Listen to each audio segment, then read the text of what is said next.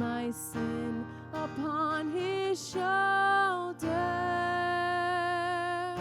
Ashamed, I hear my mocking voice call out among the scoffers. It was my sin that held him there until it was accomplished.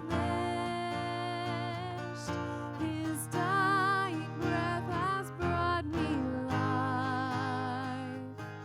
I know that it is finished.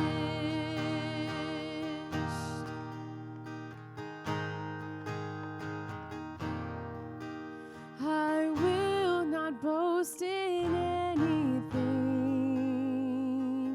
No gifts, no power, no wisdom.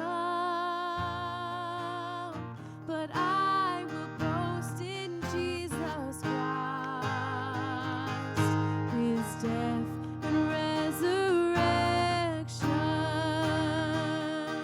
Why should I gain from his reward? I cannot give an answer, but this I know with all my heart. His wounds have paid my ransom. Why should I gain from his reward? I cannot give an answer, but this I know with all my heart. His wounds have paid my ransom. Hey, what's up? This is week 3 of our Be Disciplined series, and so far we've talked about praying, we've talked about fasting, and we're going to continue on this week to talk about one other discipline. And so social distancing is not over yet. We have at least another month of social distancing from what I hear, so it's more time to recharge, reconnect, spend time with family members, re-energize, and just kind of isolate, regroup before this world starts back up again. That being said, I was listening to a guy named Francis Chan, and he was born in Hong Kong, raised there until he was 5, and then his parents moved him to the States whenever he was 5 years old, and he grew up in the States, but he was still raised by parents who were from China, so they still had their same values, their same beliefs, and the same upbringing that they learned in China. And so he was very much brought up in that way. And so he gives this illustration of as soon as kids in Hong Kong and China are born, as soon as they can walk, they kind of quite literally hit the ground running. They quite literally, as soon as they can walk, they get thrown into all sorts of things like piano lessons, like extra tutoring, like sports, like all of these different things. They're so busy being busy. They're constantly going. They want to be the best at whatever they're doing. They want their kid to be the smartest kid. They want their kid to be the most athletic kid. They want to be the best, and they work extremely hard. They hit the ground running from the time that they can walk.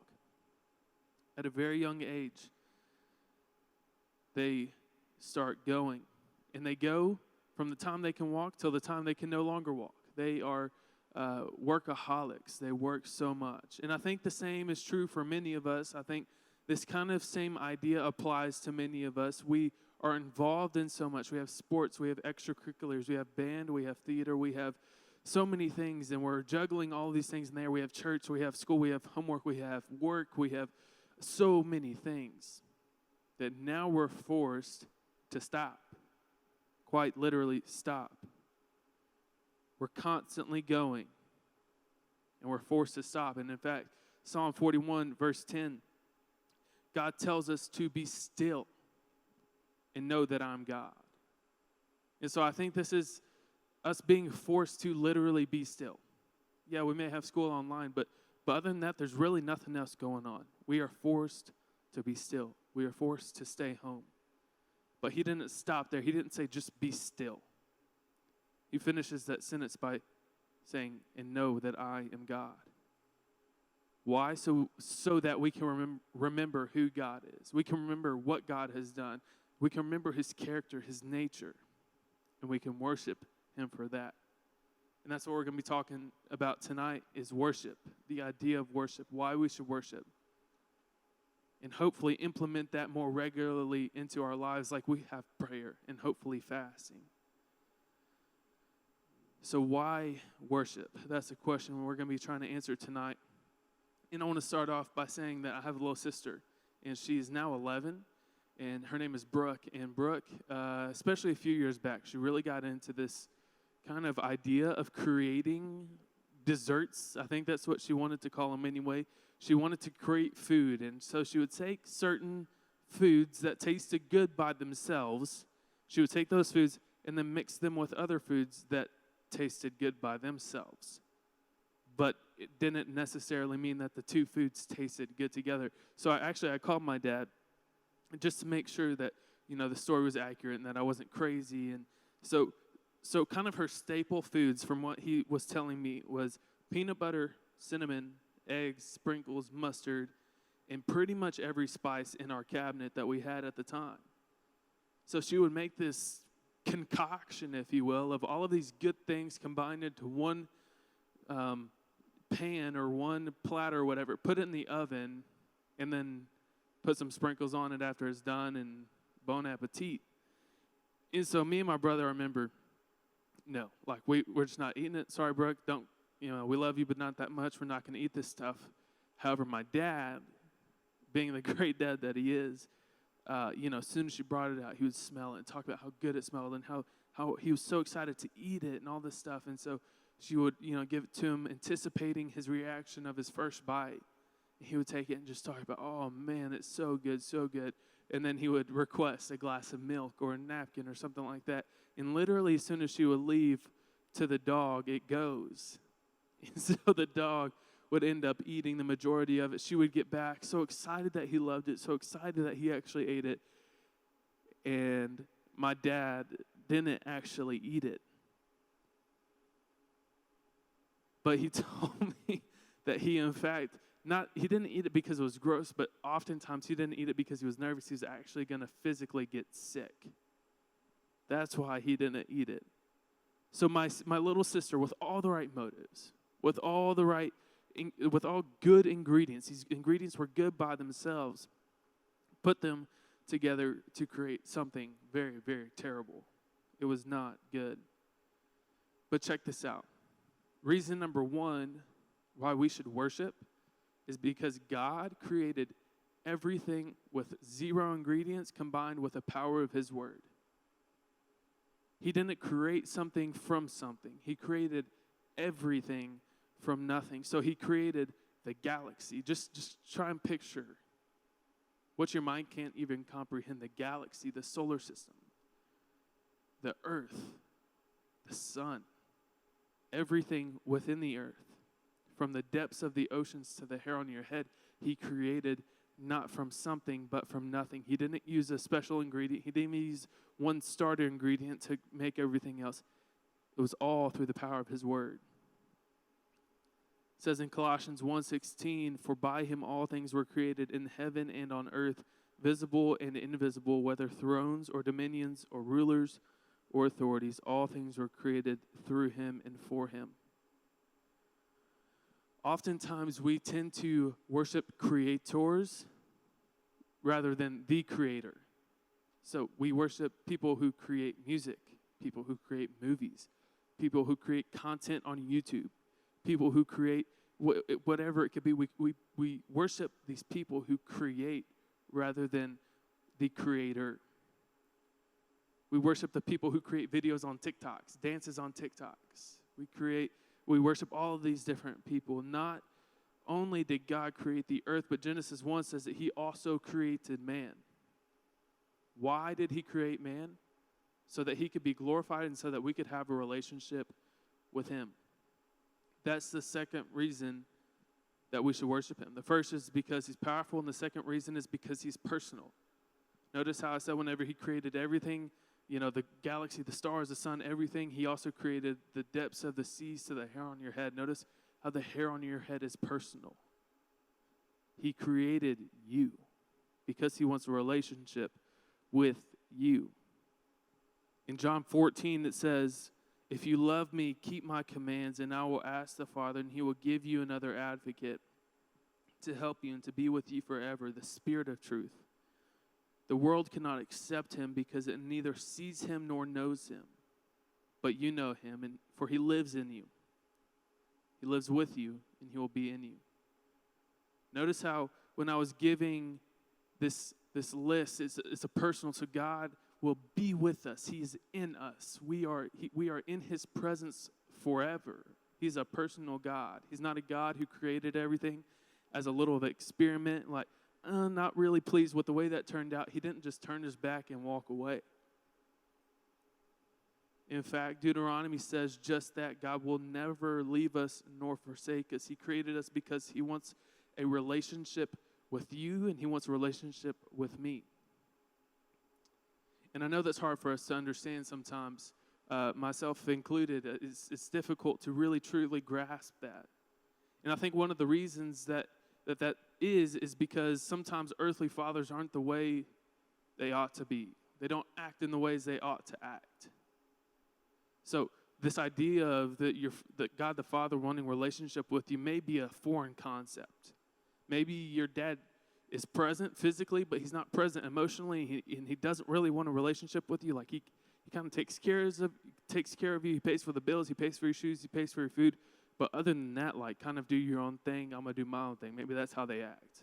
Maybe your dad literally doesn't have anything to do with you. Maybe you've never met him. Maybe you see him once a year. Maybe he's totally out of your life. And so he doesn't want really anything to do with you. But that is the exact opposite of the nature of God.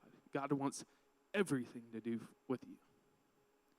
You don't annoy him. You don't bug him. You don't get on his nerves because you talk to him too much. In fact, it might be quite the opposite. You might get on his nerves because you don't talk to him enough.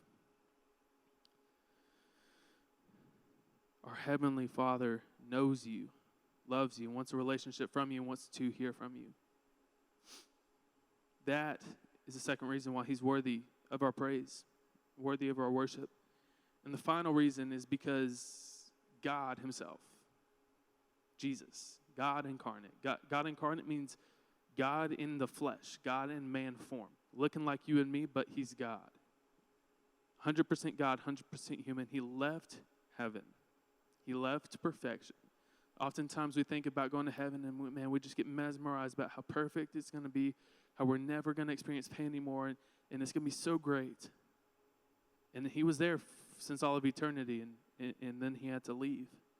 And he came to this earth for one reason, to suffer and die on the cross so that we can live with him forever. But here is the reason, the number one reason why we worship Jesus, why we worship God. And that is because he indeed rose from the grave. Like if you don't believe that, then Christianity is not a thing. Then you don't really believe in the Bible. If Jesus came and he did all that he did, he walked a perfect life, he suffered, he did all of these things, but he didn't rise from the dead, then I don't want any part of Christianity. If Jesus didn't come out of that tomb and defeat death, then I don't want anything to do with it. He's not worthy of praise if Jesus didn't rise from the dead. And I know that sounds like a harsh statement, but the good news is that he did rise from the dead. If he didn't, that means he would have been defeated by Satan. That means he would have been defeated by death. That means he would have been conquered by being put to death. But he rose. If he didn't, he would just be another guy. Not only did he rise from the dead, he lived a perfect life. Lived a perfect life, suffered a terrible death, and then beat death. My favorite phrase, quite possibly, is Jesus put death to death. He used Satan's greatest tool, his greatest weapon. He's like, all right, give me your best shot. Your number one weapon that you use, give it to me, and I'm going to beat it. I'm going to destroy it. I'm going to put death to death. And that is why he is worthy of our worship. So my encouragement to you, he's the creator of the universe. He's a personal God who lives with us and among us. And he put death to death so that we don't have to experience eternal death, but that we can experience life with him forever. Worship with admiration of who he is and what he's done for you, what he's done for me, and worship him for who he is. God is worthy of our praise. And I want us to become disciplined in worshiping on a regular basis, not just on a Sunday or Wednesday weekly basis, but on a daily basis, because he deserves that. He deserves much more than that, actually. So my challenge to you is to genuinely worship to one song a day. I'm not telling you which song. I'm not telling you when, what time of day. I encourage you to do it within your quiet time, maybe before, during, or after your quiet time. Don't just listen to the song. Don't just put in your earbuds and go about your day and, all right, check. Genuinely worship. Get alone, listen to the song, and worship God for who he is. He wants a relationship with you because he died for you and then he rose for you. That's often said is Jesus died for you, but he also, more than that, he rose for you. He deserves our worship. I encourage you to worship him this week, one song a day.